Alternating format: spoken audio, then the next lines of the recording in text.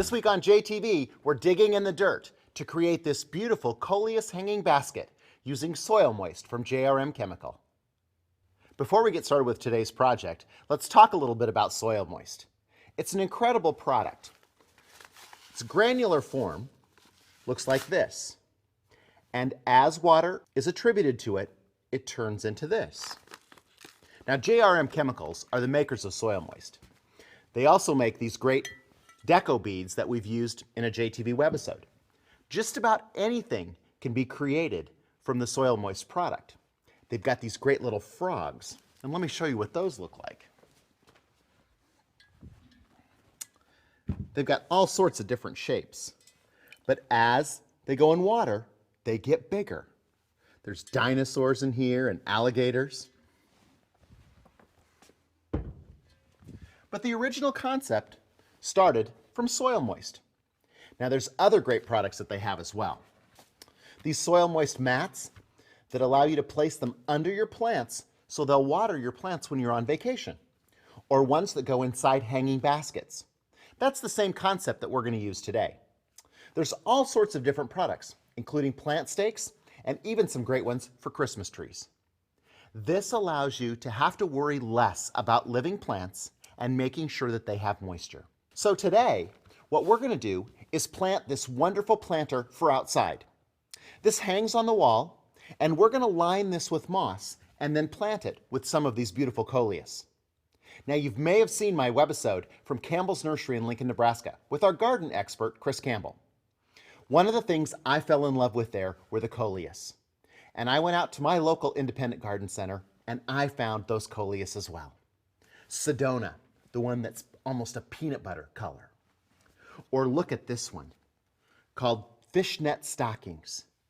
Look at how incredible that coleus looks. What about this one? Dappled apple. It's perfect for our JTV colors. Or this one, twist and twirl. Now these are both twist and twirl, so look at how different the coleus can look. The interesting thing about coleus is they like shade. They can stand a little bit of morning sun, and they don't want to be bone dry. So that's why we're going to use the SoilMoist for today's project. So our first step is to line the basket with moss. I'm using this gorgeous moss from Verdissimo. It's going to have great color all summer long. We're just using those pieces and filling in the inside of our basket. So we're just layering those pieces and putting them together. It's going to hold the soil in place. Got the green on the outside, so I'm using the brown towards the interior of the basket so that when we're looking up from the bottom, we're going to see all that beautiful moss. Now we've created a cavity on the inside of our planter box where our soil will go. And that's the next part. I've got good potting soil here, and I'm going to use the SoilMoist. On the back of every bag is a complete instruction list of how much SoilMoist you need per pot size. In this case, we've got the equivalent of about an 8 to 10 inch planter. So we want to use between 1 teaspoon and 1.5 teaspoons. That's the SoilMoist in its granular form. We've already hydrated some of it. This was a tip that the salesman told me at Campbell's. To add it hydrated to your soil so that it doesn't expand once it gets wet and unearth some of your plants. That's really good advice. So we'll take the SoilMoist and add it to the soil itself. Mixing it in thoroughly.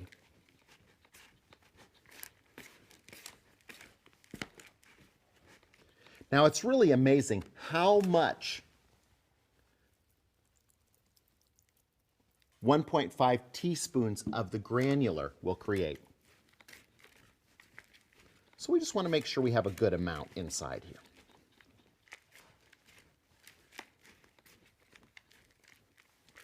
We want to make sure that it's mixed in thoroughly. Let me show you exactly how this works. This is a close-up of how the roots actually can penetrate and go right through the SoilMoist, helping keep the plant hydrated. Because SoilMoist is completely safe and non-toxic, we can use it on any type of flower, plant, or vegetable. So our next step is to add the soil.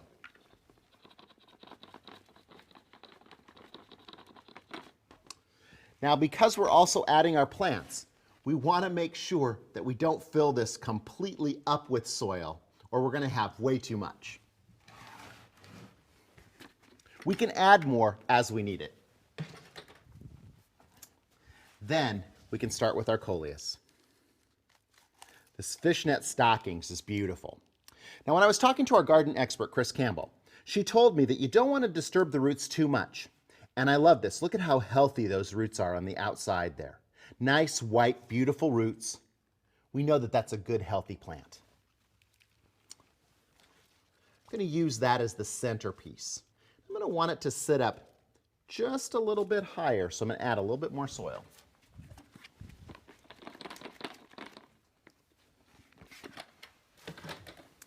The great part about planting is the trial and error that goes on.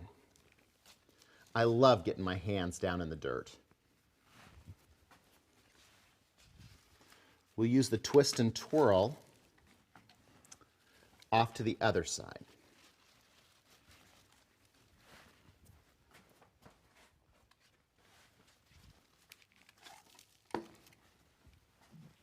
Another twist and twirl back here. Now it's a good idea, because I have this large metal rack in back, makes it a little bit difficult for me to get in there. So right now, I'm going to go in and add some soil in between and surround that back row. The Sedona. It's going to look so great in front of this one on this side. Look at those colors together. And this little guy is called Merlin's Magic. Look at how different those leaves are.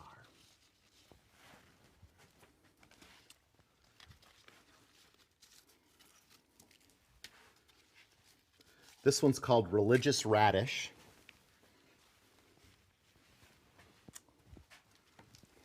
And finally, the Dapple Apple.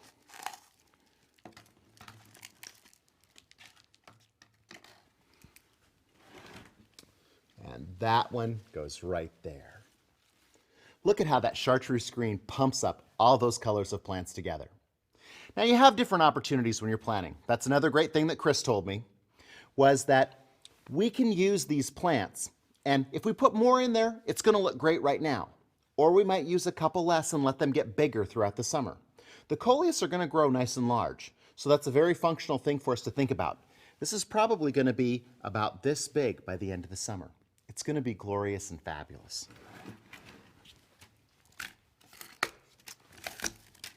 There are great tags that come in all of these that tell you information about the flowers themselves. I save them many times because I want to know that Dapple Apple is that coleus, so I remember next year. A great tip for you is to just create a scrapbook or get a notebook that has pockets in it, and you can throw them in there and remember what you did last year, so you've got a reference point. Also, the care and handling's on here too.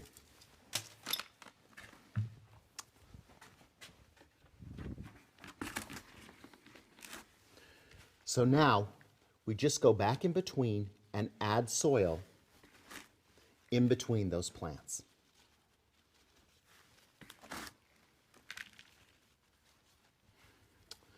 Now, with our edges of our moss, we can kind of roll that back so we're not seeing that big rough edge. It looks nice and natural.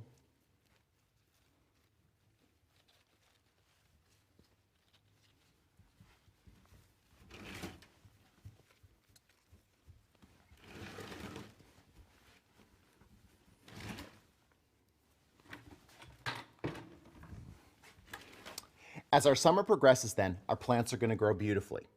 And we're going to be ensured that they're not going to need water as frequently, because on those really hot days, SoilMoist is going to take care of the product for us and make sure that these plants have the water that they need.